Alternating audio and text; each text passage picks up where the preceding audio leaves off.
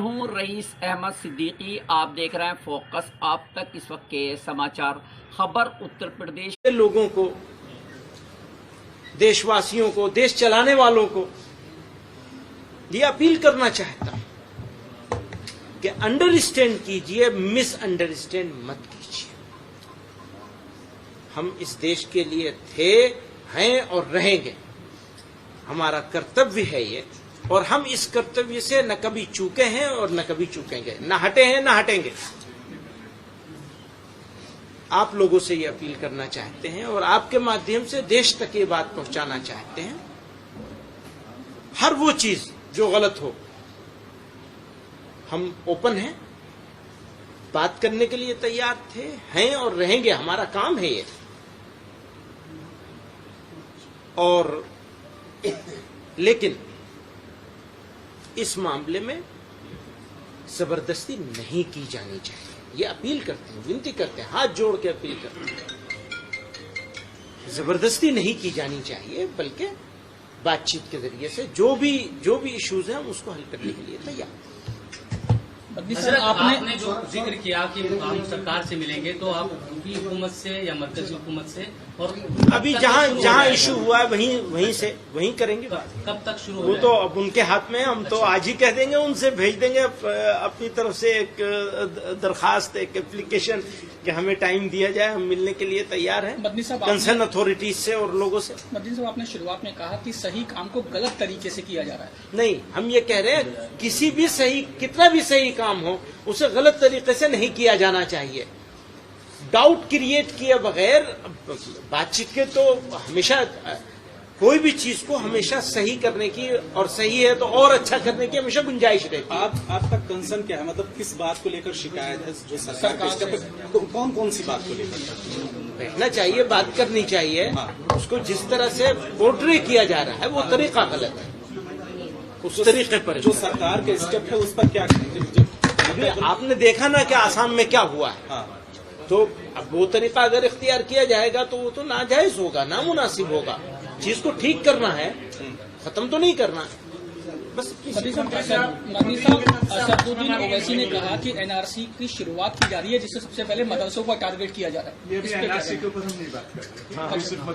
مدرسوں کو ٹارگیٹ کیا جا رہا ہے، اس کی اتر پردیش کے مکھیہ منتری گورنمنٹ نے ایک کمیٹی بنائی ہے، جو وہاں کی پولیس ہے، آسام پولیس نے کمیٹی بنائی ہے کہ ہم مسجدوں کو، مدرسوں پہ نظر رکھیں گے۔ جو باہر سے لوگ آتے ہیں، چاہے وہ ٹیچرس ہوں، امام ہوں، ان کی جو ہے انکوائری کریں گے، ان پہ نظر رکھیں۔ اس پہ اسی کا حوالہ دیا ہے میں نے کہ جس طرح سے وہ کر رہے ہیں اس طریقے سے اگر دوسری جگہوں پہ بھی ہونا شروع ہوگا تو کیا مطلب ہوگا؟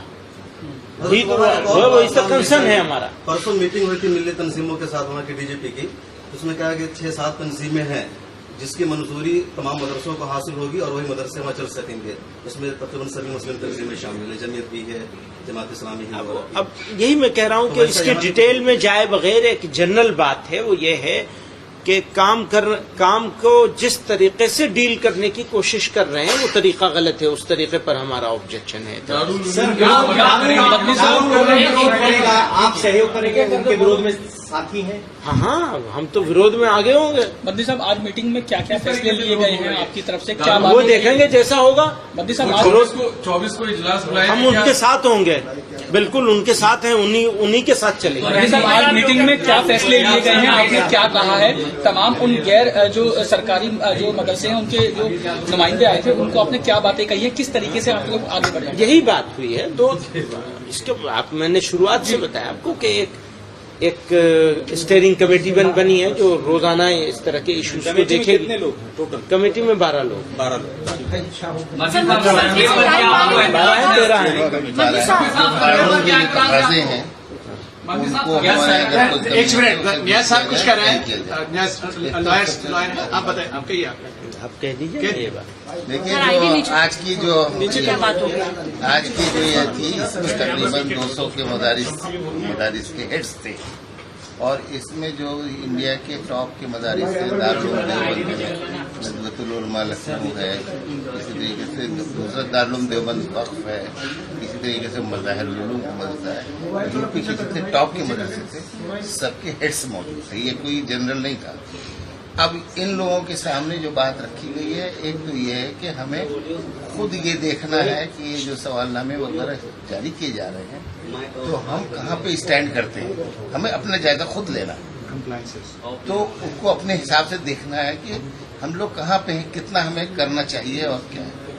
دوسری چیز یہ ہے کہ یہ بات ہم جو سرکار کا جہاں تک سوال ہے اس میں یہ دیکھنا ہے کہ ایک ہے لا کا یوز، ایک ہے لا کا مس یوز۔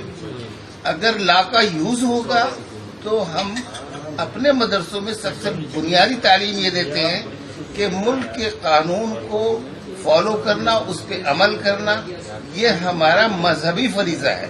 ہمارا مذہب اس بات کا حکم دیتا ہے کہ قانون کے خلاف کام نہ کیا جائے۔